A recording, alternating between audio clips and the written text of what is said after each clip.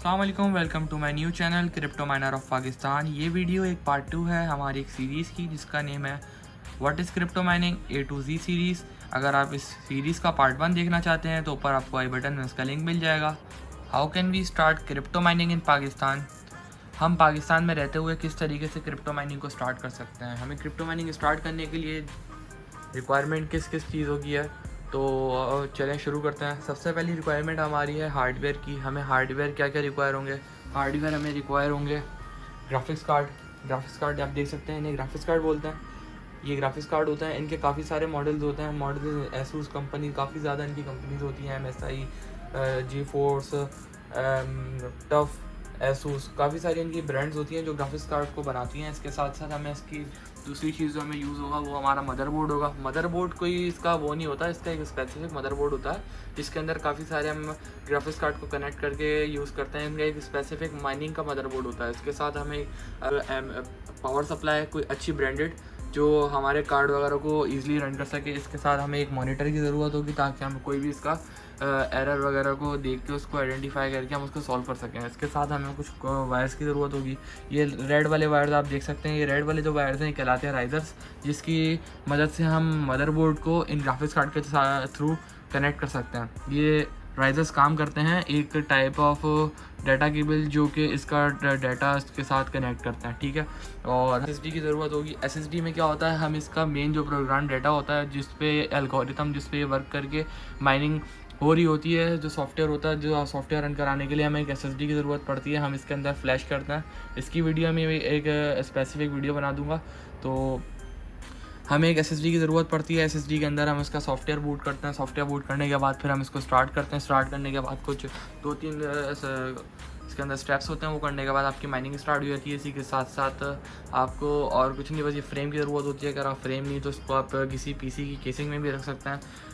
इससे ज़्यादा आपको इंटरनेट कनेक्टिविटी की ज़रूरत होती है। तो इसी बस यही होती है क्रिप्टो माइनिंग के हार्डवेयर जो क्रिप्टो माइनिंग में यूज़ होता है। यही होते हैं क्रिप्टो माइनिंग के हार्डवेयर्स। सबसे पहले graphics card, power supply, motherboard, एक आपकी SSD, रैम और प्रोसेसर को इतना कोई ख़ास नहीं लगता, उसमें आप कोई भी सस्ता सा प्रोसेसर लगा के भी चला सकते हैं, जस्ट आपने माइनिंग करनी होती है। हाँ जी, तो दूसरा सवाल हमारा, इस क्रिप्टो माइनिंग इज़ प्रॉफिटेबल इन पाकिस्तान 2022। तो बिल्कुल ये अभी भी प्रॉफिटेबल है। अगर आप माइनिंग करना चाहते हैं तो आप बिल्कुल टेंशन न लें, ये अभी भी बहुत ज़्यादा प्रॉफिटेबल है। अगर आप कोई इन्वेस्टमेंट करते हैं तो ये आपकी इन्वेस्टमेंट को 1 साल के अंदर अंदर आपकी इन्वेस्टमेंट को रिकवर कर देगा। रिकवर से मुराद, अगर आप इसके अंदर खर्चते हैं 5 से 10 लाख रुपए की, अगर आप इसके अंदर इन्वेस्टमेंट करते हैं तो ये आपको 1 साल के अंदर अंदर आपकी ये जितनी भी आपने अपनी इन्वेस्टमेंट की होगी उसको कवर अप करके आपको प्रॉफिट में ले आएगी ये माइनिंग। हाँ जी, तो तीसरा सवाल है कि which kind of hardware used in crypto mining.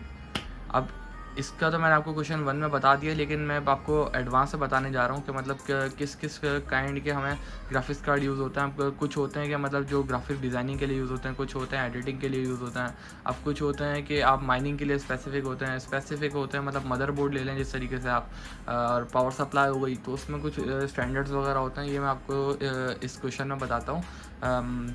जैसे कि अब ये कार्ड देखें आप, ये कार्ड का मॉडल है RTX 2060। ये एसूस के कार्ड है GeForce RTX, ठीक है। तो अब हर कार्ड की एक स्पेसिफिक अपनी अपनी एक पावर होती है जिसको हम हर कार्ड की एक अपनी अपनी पावर होती है। जैसे इस कार्ड की पावर है 33 मेगा हैश, ठीक है। इसके साथ साथ अब ऐसा होता है कि अब कुछ कार्ड बहुत ज़्यादा एक्सपेंसिव होते हैं जिनकी मेगा हैश, जिनकी पावर भी बहुत ज़्यादा होती है।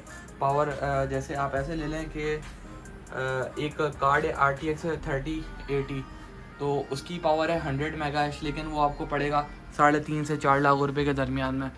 तो हर कार्ड की अपनी अपनी एक अलग प्राइस है, अलग डिमांड है, हर कार्ड की अपनी एक ज़्यादा पावर है।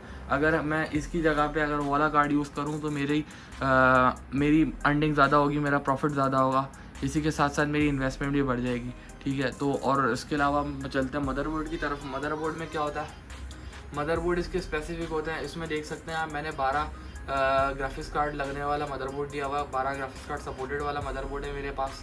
ठीक है। इसके अंदर वैसा भी होता है, 3 ग्राफिक्स कार्ड वाला भी होता है, 6 ग्राफिक्स कार्ड वाला भी होता है, 2 ग्राफिक्स कार्ड वाला भी होता है। ये आप पर डिपेंड करता है कि आप इस पर कितना इन्वेस्ट करना चाहते हैं। मैं वक्त के साथ साथ इंशाल्लाह इसको और इंक्रीज़ करूँगा।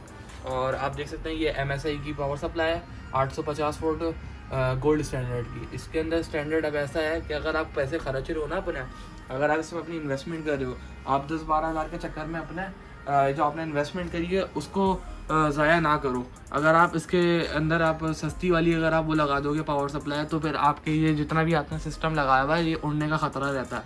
अगर आप पीछे से इसको एक अच्छी इन्वेस्टमेंट करके आप अच्छी चीज़ लगा देते हो, तो फिर आप इसको 10 साल के लिए भूल जाओ, ये कहीं नहीं जाती, ना आपको परेशान करेगी ना तंग करेगी।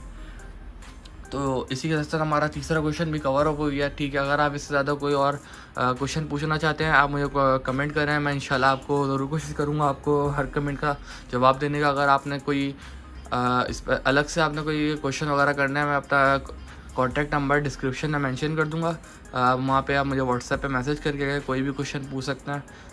इसी के साथ साथ मुझे दीजिए इजाज़त। पाकिस्तान जिंदाबाद। अल्लाह हाफ़िज़।